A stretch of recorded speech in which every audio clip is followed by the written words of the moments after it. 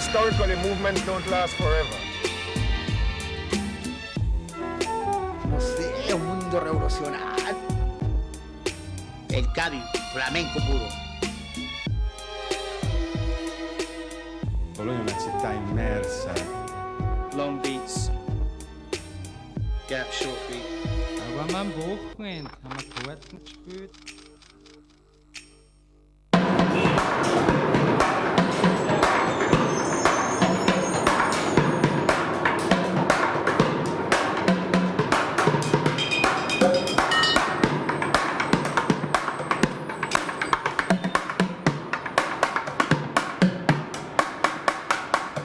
The trouble with Paris, and I love Paris, and I love France, and it's a remarkable culture, but the trouble with Paris, it's too French. And after 2 years, I just couldn't take it anymore. And I had to come back to New York because New York is a little bit of everything. And and the reason for that is it's in America. Now, the rest of America is not New York, but it's because of America that this city can exist. Because really, New York is it's the least American of cities, and it's the most American of cities. It distills the idea of America that you can come here from anywhere, whatever class, whatever country, wherever. You could be garbage somewhere else, and you come here, and if you have it up here, and if you're willing to work, you can make it.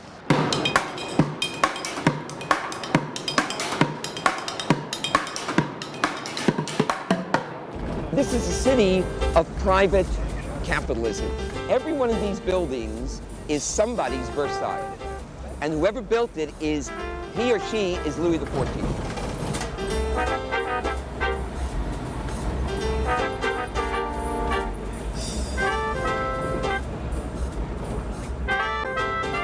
That is New York, with sound coming at you and people blaring their horns at you, and some kid walking along with this giant boombox that looks like a portable Madison Square Garden, and he's got it ratcheted up to the sound of Madison Square Garden. But what is he doing? He is saying, look at me. Timothy Simon.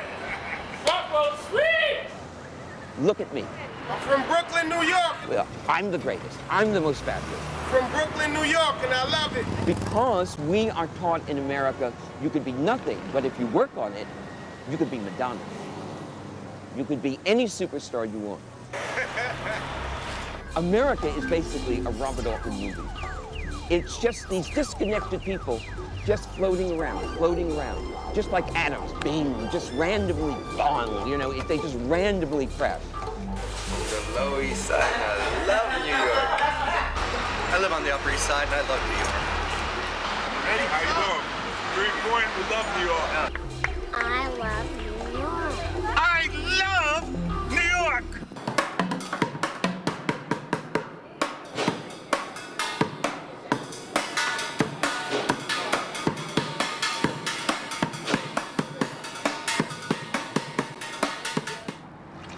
New York est sans doute la ville dont les habitants parlent le plus en permanence. Une des premières discussions entre deux New-Yorkais qui viennent de se rencontrer, c'est où est-ce que vous habitez, puisque ça veut tout dire. Et la deuxième question, c'est alors, qu'est-ce que vous pensez de New York? Ce qui se passe aujourd'hui à New York, c'est en général un conflit énorme pour l'espace, conflit qui a lieu depuis environ, disons, 40 ans. Et qui est la nouvelle forme qu'ont pris les affrontements entre les différents groupes sociaux américains. Les derniers affrontements qui a pu avoir lieu, les dernières émeutes, c'était des émeutes sur l'espace, c'était des émeutes entre squatteurs et policiers. C'était des émeutes précisément pour avoir des logements pas chers ou pour pouvoir habiter à New York. La mairie actuelle et le maire Giuliani ont commencé à nettoyer la ville, comme on parle de nettoyage ethnique, enfin presque. Et donc finalement, ce nettoyage a eu lieu et on repousse de plus en plus les loyers modérés en dehors de Manhattan, et puis il reste sans doute simplement à partir de Manhattan. C'est exactement ce qu'on est en train de faire maintenant en fait. On quitte la ville. Aujourd'hui, par exemple, la bohème new-yorkaise ou les jeunes artistes vont habiter les quais qui sont à Brooklyn ou dans le Queens, où on voit Manhattan de l'extérieur et où on peut justement symboliquement voir la ville et prendre distance avec elle et donc avoir l'impression de la dominer ou de la maîtriser.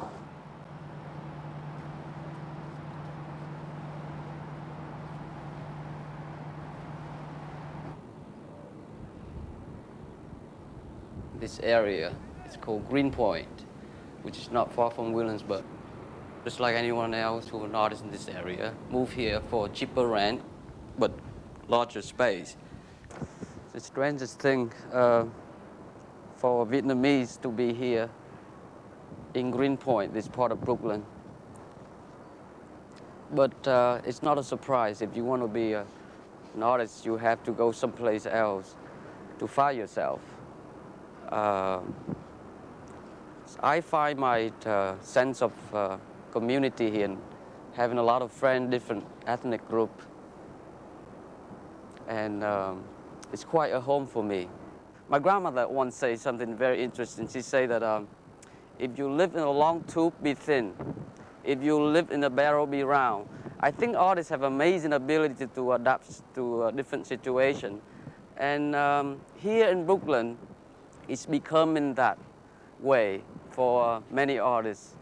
Brooklyn is becoming quite a community, so I don't have to go far. And but it become like the Montmartre for the painter in Paris and East Village for the older generation, otherwise Soho previously. But it's impossible to live in Manhattan now, I think. Here you have peace and you find a lot of less distraction and you can focus on your work. One of the things that Phong apparently missed or neglected to say is that Greenpoint is a largely Polish neighborhood, and one of the things that you can sort of indicates it is the St. Stanislaus, the church there, which when you're looking from Manhattan, it actually makes Greenpoint look sort of weirdly like a European village or something, and it's actually sort of structured like a European village, as a sort of mini urban Krakow or something like that. Greenpoint is sort of like an island of suburban tranquility, and there's times when you're walking around here that if it weren't for the skyline, you would really barely know that you're in New York City. There's a real question as to whether or not that's going to last. Financial interests and other groups are sort of moving in and driving prices up and changing the sort of protected quality of life here are already pretty obvious in the way that Williamsburg has changed, in the way in which buildings along the waterfront are being knocked down and built up, and in the way in which finally people who haven't traditionally lived in these neighborhoods like me are gradually being sort of driven here by the price of life here.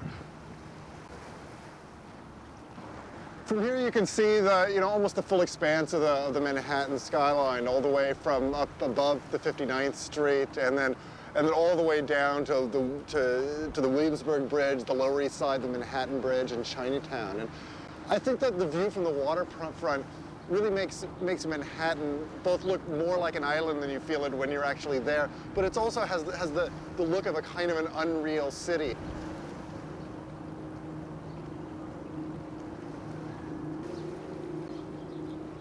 In the summer, it can be kind of wonderful here. There's it turns into a sort of summer resort, a kind of poor man's resort. Out on these decaying docks and slabs of concrete. People bring their dogs, their children, they go swimming, and all sort of set against this magnificent kind of glittering city, which is both sort of it's a kind of an unattainable 3D postcard of glamour and pleasure and wealth and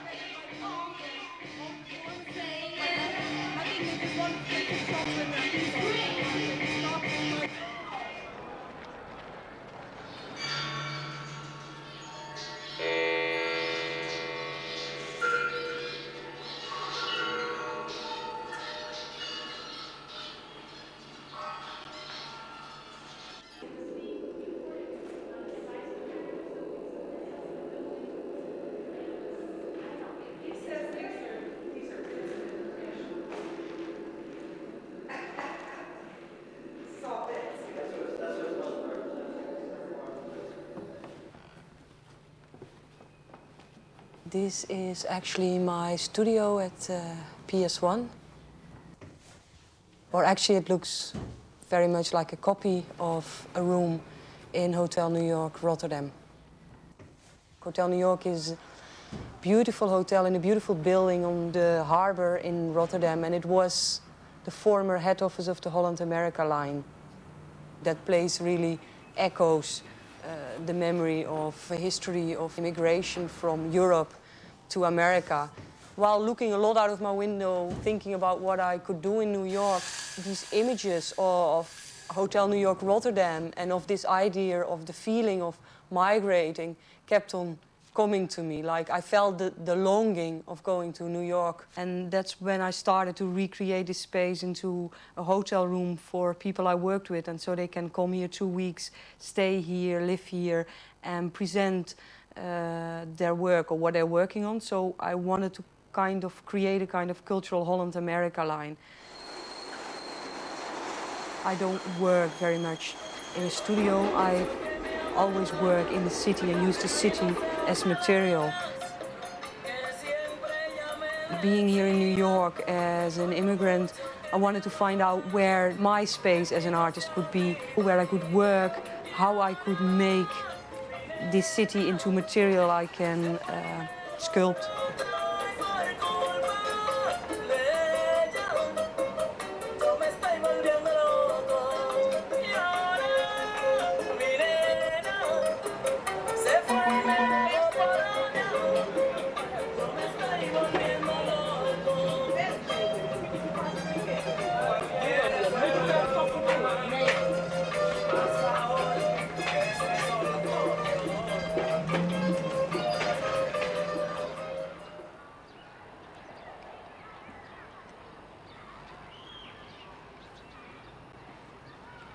What never happened, though, in the East Village, which happened in other parts of the city, was this final and irrevocable change to a gentrified neighborhood. The East Village somehow always retained its loyalties to the poor, to the immigrant, to the outsiders, to the people on the edge, to the marginalized. And that's why I, who am a New Yorker born and bred, feel very close to this neighborhood. That's why I've chosen to live here.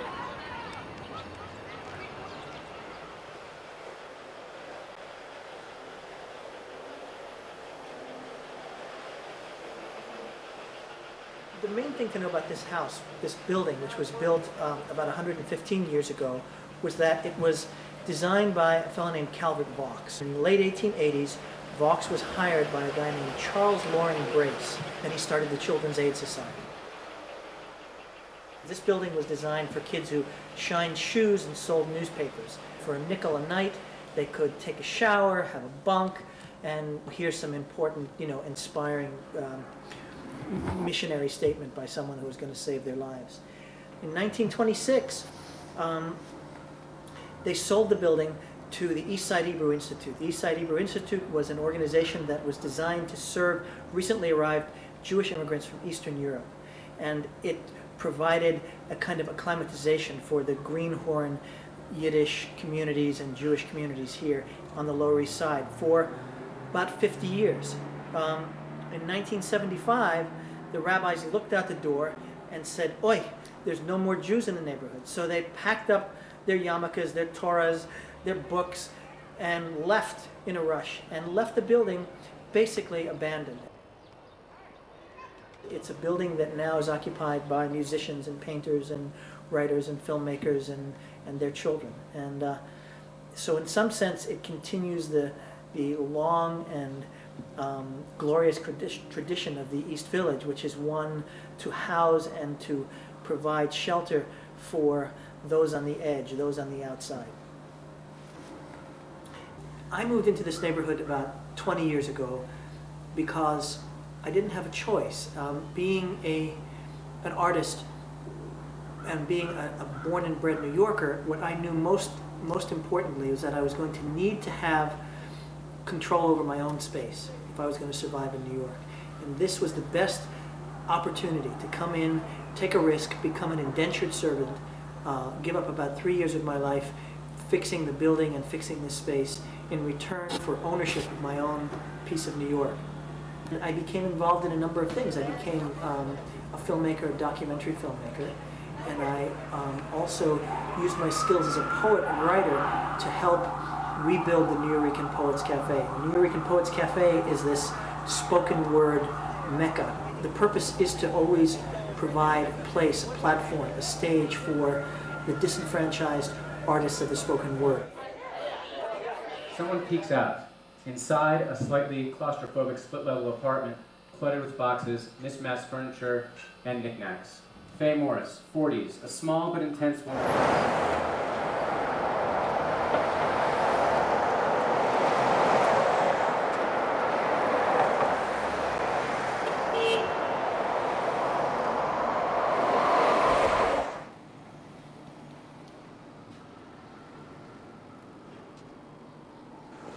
Have a nice walk. Okay. What people think of as the bohemians in the village came here partly because it was more like a small town than uptown, and they were small town people from places like upstate New York and the Midwest, and they felt just more comfortable here. And in their day, it was probably a lot cheaper to live here too. These buildings are fairly classic village, what we call brownstone. They're made of red brick, mostly 19th century.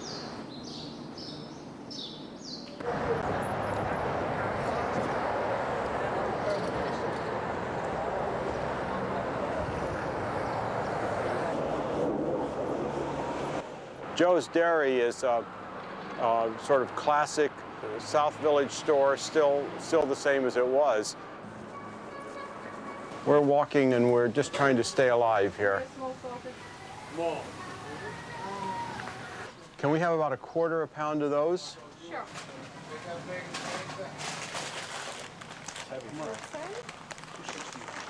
4, 5, and 5 is 10. Thank you. Thanks a lot. Okay. These are what's called old law tenements, in that they were completed before there was a law that you had to have a toilet in an apartment. But I used to know when I first came to New York people who lived in places like that, and they had their own toilet, but it was down the hall. And they had a bathtub in the kitchen, usually. There are some pretty strong rent control laws in New York, which has really saved neighborhoods like this. If you didn't have rent control, the village would just be all rich people. And because of rent control, it's a more mixed neighborhood. When we get below Houston Street, which for some reason in New York is pronounced Houston even though the city is Houston, Soho's name comes from south of Houston. Soho really came about when artists were trying to find space in other places, and at the same time some sort of marginal businesses that took place in lofts, like maybe hat manufacturing or paper board or something like that, were going out. So the artists moved in, and then the galleries followed the artists, and the food followed the galleries, and the shops followed the food. So Soho, which abuts and is sort of creeping into the South Village, is a phenomenon of the last, 25, 30 years.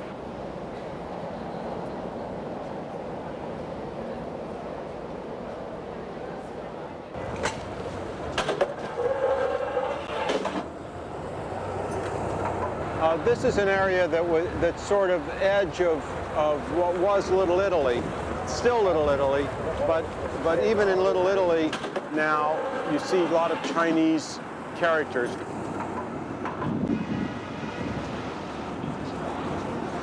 This is the old police headquarters here, and now it's a co-op. I'm sure this is the only city in America where people would pay hundreds of thousands of dollars or maybe millions, including people like movie stars and everything, to live in a neighborhood that my mother would probably tell me to stay out of because it looks not very appetizing, but it's a very interesting neighborhood. My neighborhood is a bustling community of mostly Oriental people, and a small amount of people from my ancestry, which is Little Italy.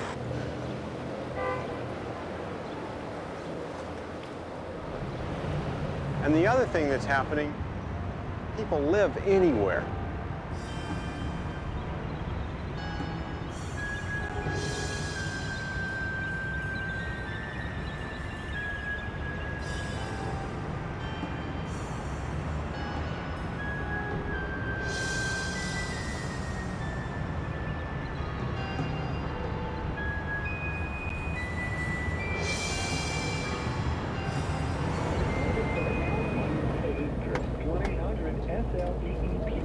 The yuppies have been moving in everywhere. I mean, the cutting edge is the artists, kind of scrungy artists, okay? They're the cutting edge.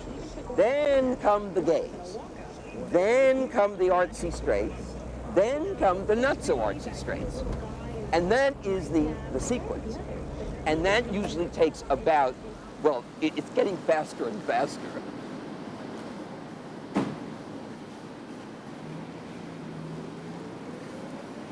Chelsea has fast been becoming a neighborhood for artists and art galleries, and strictly because of the old industrial space that is found here.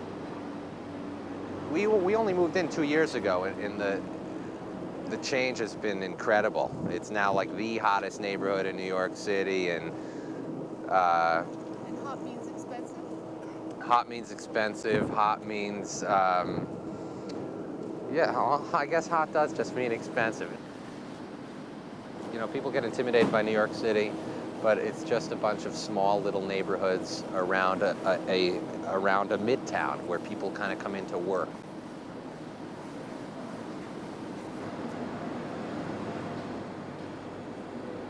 Great view, fantastic view. Unfortunately, our beautiful view of the World Trade Center is going to be blocked because this guy, our neighbor and friend, is going to be building about a 300 square foot room. So we're going to go a little higher.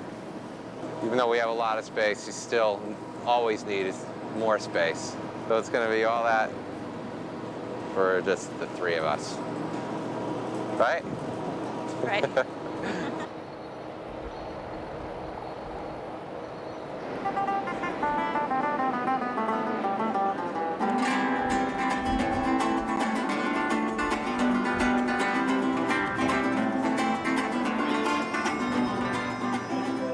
I liked so much about New York was this kind of mixture of peoples. You know, New York has a melting pot, this place where high and low could meet on the same corner, where there was this sort of democracy of opportunity, shall we say, opportunity to be on the street, to be seen, to, you know, this sort of right that everybody felt here in New York to be part of the gestalt, you know? But I don't really see that anymore. There's much more of a monoculture going on now. When I go out and I shoot, every day is new and every day is fresh, you know? When I look through the viewfinder of a camera, what I see is the moment of my seeing, and it's, you know, wonderfully alive and wonderfully valid. The things that I'm saying about New York City are that it is a little sad to me to see it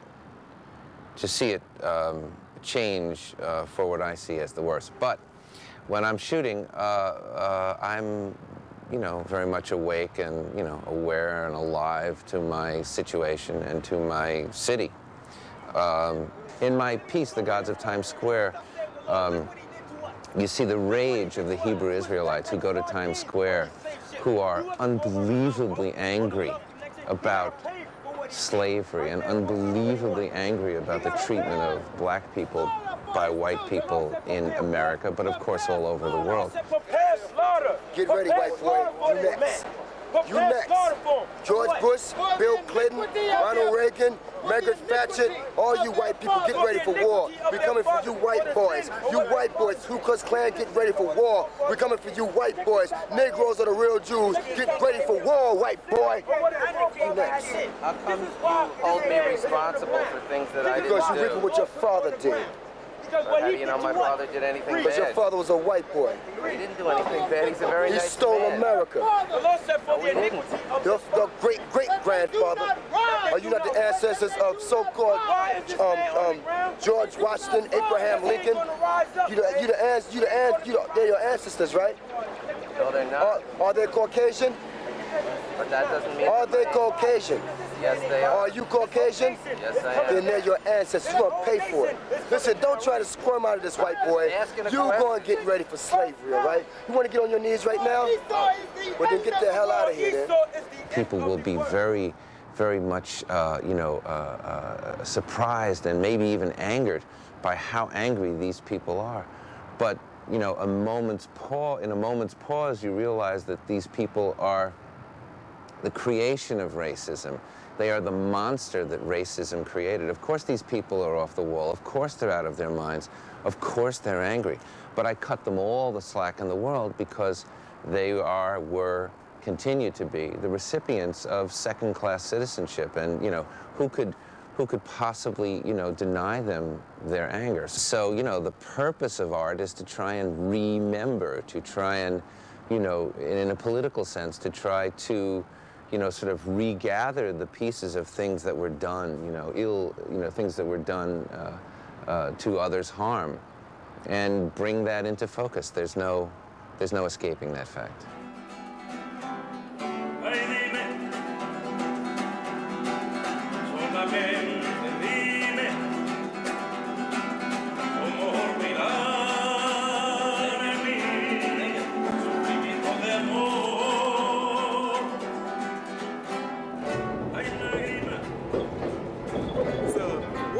Beautiful is the variety of music that you find from so many cultures. So you find music from Colombia. You find I met somebody else, Johnson, who plays trumpet with one hand and a piano with the other one. He's from the Caribbean. You know? So you just find music from different parts of the world, and that is what is exciting about the subway. And in New York. Yeah, and I teach performance at New York University.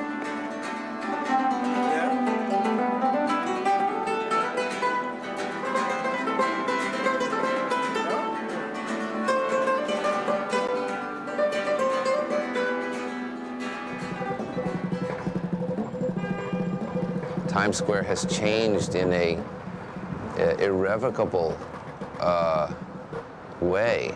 It has become, you know, a very bland, corporatized environment with very little chance for small people to make a go of it, for people without a lot of dough to even enjoy themselves there. The unusual people that I found in Times Square are pretty much gone. The era of Times Square's lively existence really, truly is over.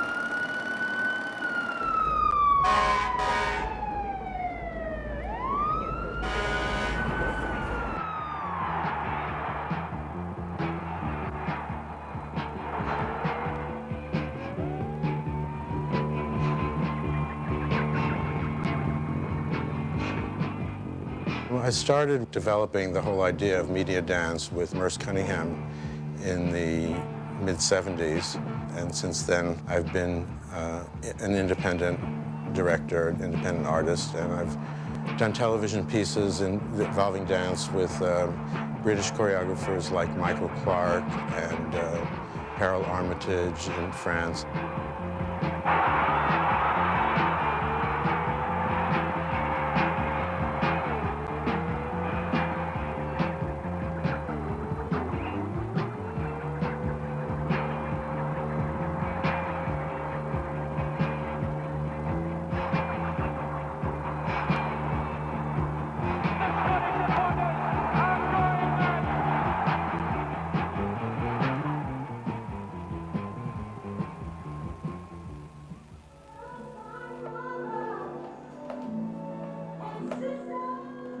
I live and work in this apartment.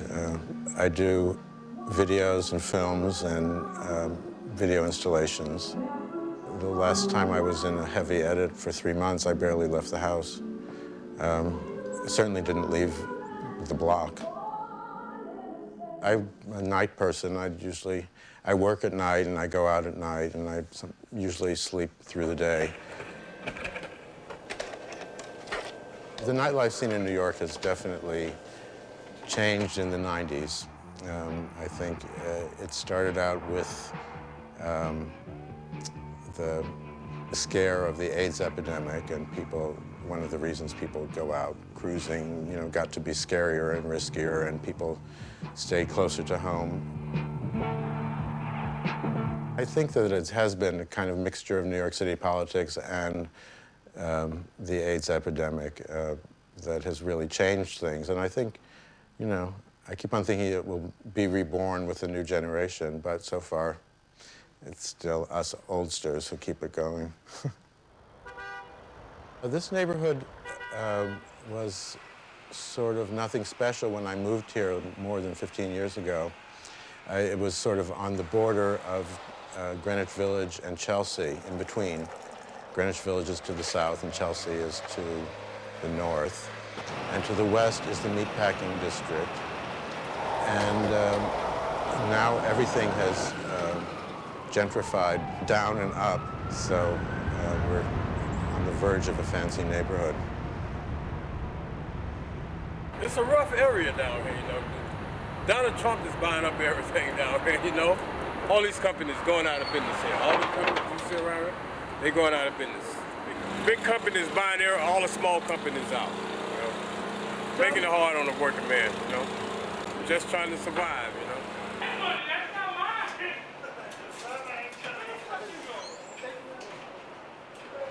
Meatpacking District. It's a little stinky in the summer.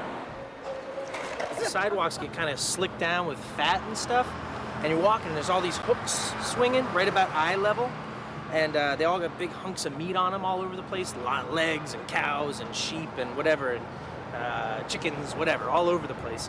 And this one morning I was walking up and all this fog was coming out of the big meat locker, like steam and whatnot. And I started to slip a little. I'm like, whoa, looking at the fog coming out and the hooks are going. And I was thinking about the eye thing. And as I'm walking, this big piece of meat almost comes right out of the back of the truck and swings at me. At the last second, this black hand comes around and stops. And I'm frozen, and this head pops out, and there's this black guy who's just gaunt, like 110 years old, like this. And he looks out at me and goes, ooh, almost got you. And he turns, and he's missing an eye. Freaked me out.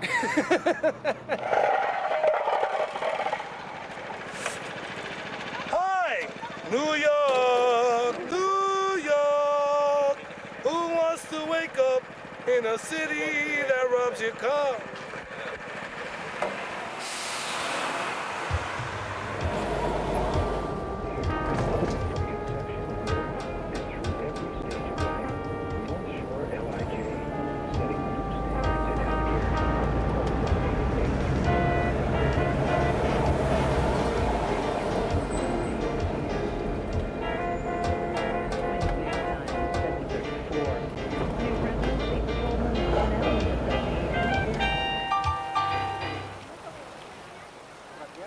We're in Bryant Park, which is right in the heart of Midtown, right off the New York Public Library.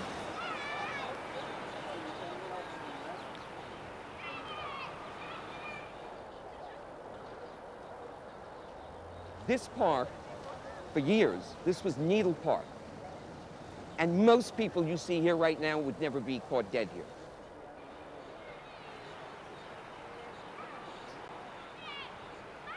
Look at this. It's now middle-class people, working-class people, all kinds of people sitting here and enjoying it like it was Paris. This is the phenomenon of the last 20 years.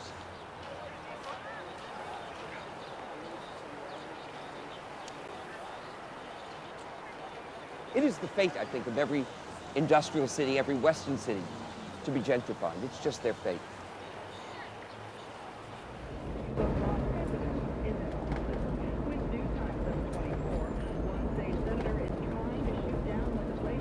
One of the staples of conversation in the village has always been by people saying how they hate to go uptown or they don't go uptown. And I asked this guy who runs a restaurant down here, what's the difference between the village and uptown? And he said, I don't know, I've never been uptown.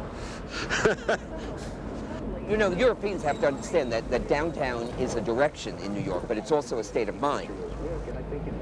And uptown is a direction, and that's a state of mind, and that depends on who you are. If you're white, uptown is the Upper East Side and Upper West Side. If you're black, uptown is Harlem. And if you're everybody else, uptown is the Bronx.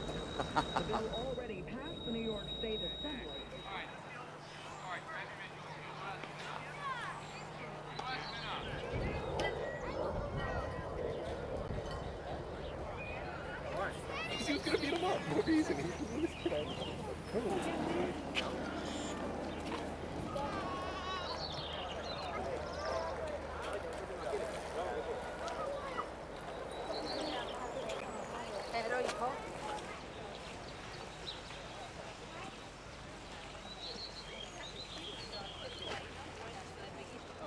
Do you see my apartment from there?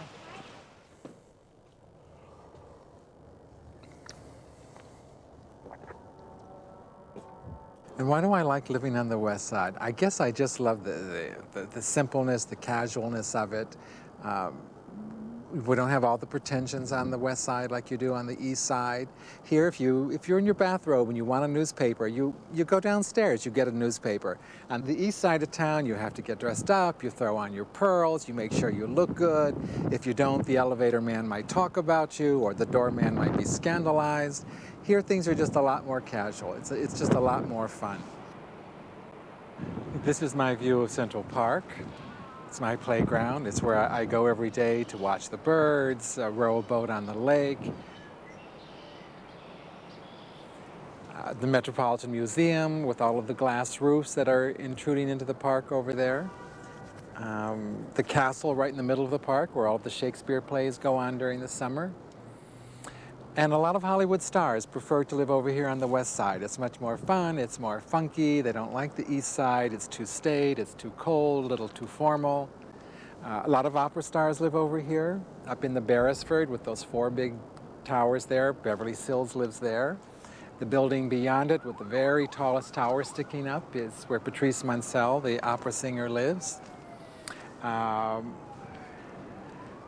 And then here in the very tall towers, the twin towers of the San Remo, at the very top of the building is where Bruce Willis lives. And just under him, Steven Spielberg has that apartment. And then down here we have the Dakota, which of course is famous because this is where John Lennon lived. And Steinway pianos. Steinway is still in there. Everybody in New York wants a little bit of outdoor space. If you have a roof, you go there. On a nice bright day, you'll see everybody down there with their family, with their kids. They're having picnics, a lot of sunbathing, a lot of nude sunbathing. And then you see a lot of people on the other roofs with their binoculars watching all the sunbathers. I have a little world up here, and I love it, and there's no point in going down to the rest of the world.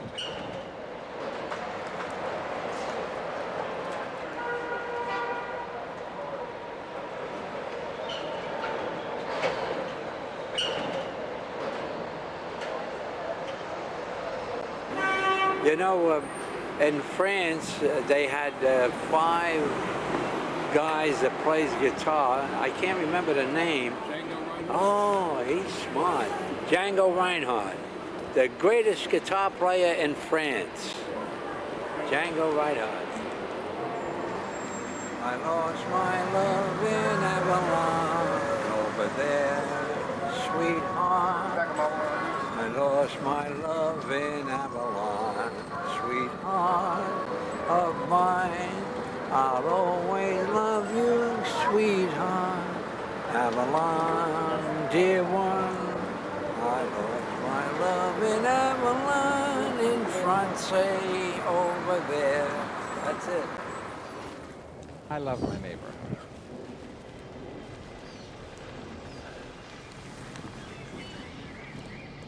I find incredible is that migratory birds from all over North America come through New York on their way south or north, almost as like tourists, and stop in Central Park and spend a few days looking around New York and resting and enjoying the ambiance. To me, the West Side represents not only New York at its best, but also it represents America because the Hudson River is right adjacent to the West Side, and it was the first main thoroughfare in America. And it was used to transport people and goods and way up into the frontier. In fact, there were even whaling cities up on the Hudson River, about 200 miles up, where they had big whaling boats that would come down the Hudson and then sail all over the world to catch fish and bring them back and then sell them. But the West Side was actually the first part of New York to develop after downtown because it was right on the thoroughfare and the main mode of transportation. But then it fell into disuse because it became unfashionable sometime, I think, right around the First World War.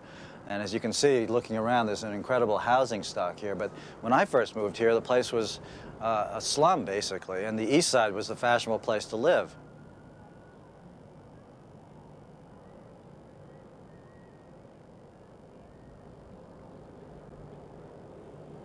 Eventually, people discovered what I had discovered early on and found that apartments were very inexpensive and very beautiful, and the rent started going up and prices started going up, and people started fixing up these beautiful old buildings, and now the West Side is the place to be. And as you can see, this isn't too bad a place to live and look down and see what's going on in the city.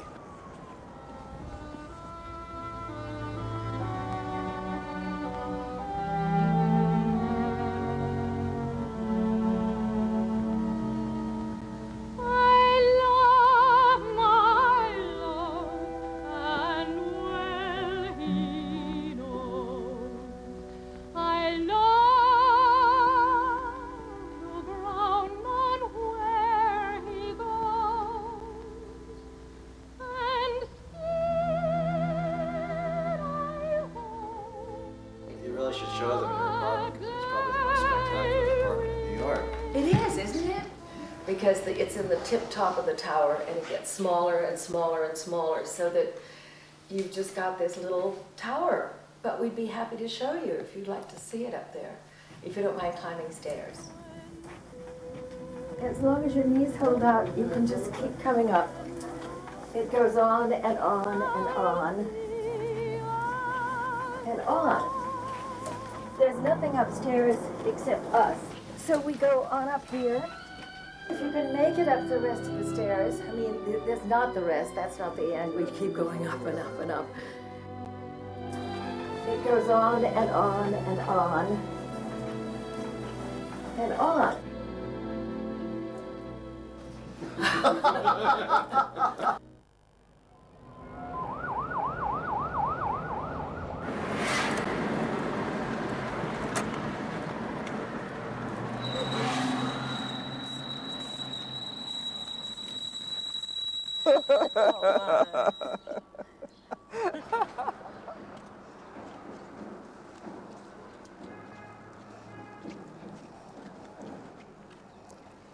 Okay, we'll get a little closer. Now you have the famous trio, the Long Guard trio. This is Crystal, Estelle Garner Morris, who's a violist, and this is Yvonne Nadine Garner. We love French, always have. And she's a percussionist, and I'm Roberta Long. I'm the only singer in the family. Thank God. The house was built at the turn of the century, and along with a lot of other houses in this Harlem village, the builders overbuilt at that time. And so when they slowed down, they realized that they didn't have enough people to buy them. And so then that's when we began to have more African Americans moving into this area. And that was way, way back, but now it's predominantly Afro-American. At one point, there was an exodus from the Harlem community when people began to get nervous, you know. I think that was after the riots. And, but now it's returning. So more and more we're getting people back who had been here before and loved it. We love it because everything is here. We don't have to go far for anything. Hi, how are you? Okay. And one of the things I liked about in Europe was that we met Europeans when we were in Vienna, I think it was, and this, where we stayed, he said his family had been there for centuries. And things, you know, in the same house, and it was remarkable because here in the States, that's so rare. You don't even find anybody's house lasting 100 years most of the time before they decide they're going to tear this whole block down and rebuild. That's America. But now it's going back to the old European standards, and so they're trying to restore what's already here. Look at how much work is going on. You know, there's some real gems up here that need to be fixed up, but they're real gems. When they start renting these apartments, they're going to be going for an exorbitant amount because this block looks really nice now. Mm-hmm, it does. Really the nice. whole block.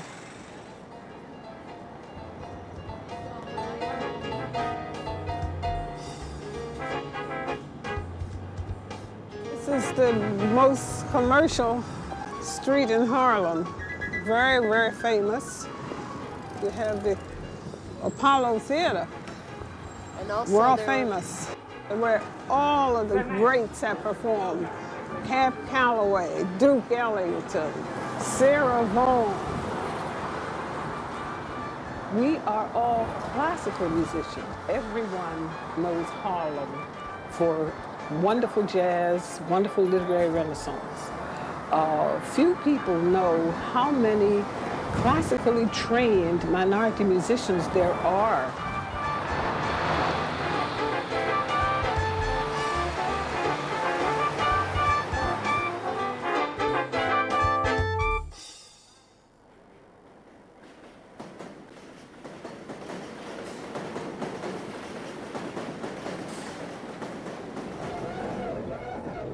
What is really the heart of this city, which is the neighborhoods outside of Manhattan. And those are the neighborhoods, Brooklyn, Queens, the Bronx.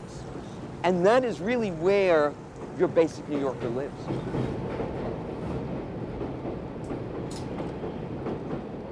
That part of New York is your ethnic immigrants, basically, coming into the city and turning themselves into middle-class Americans. Though I don't know how they do it, but I mean, my grandparents did it. And we came here, we were accepted here, and we put our genius into this country, and we, along with everybody else, we helped make this country what it is today.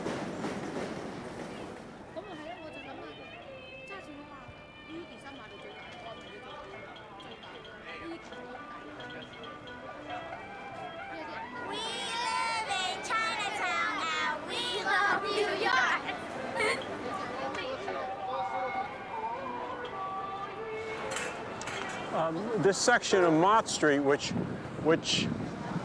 15 years ago would have been north of Chinatown, is now very much inside of Chinatown, and is turned into a sort of an outdoor shopping street. You can buy a lot of strange vegetables here, and fish, some of which are jumping as you buy them. They think that's the ocean. They don't even know.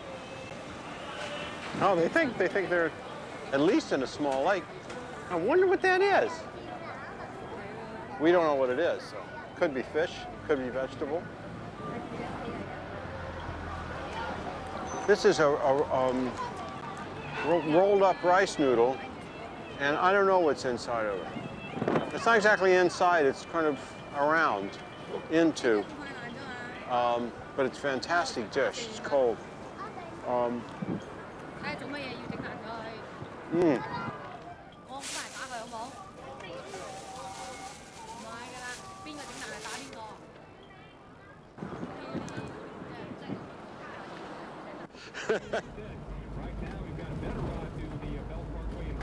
Europeans always say to us, you Americans, you have no culture, you have no history, you have no intellectual thinking. And you know something? They're right. That's why we can reinvent the world every 3 weeks.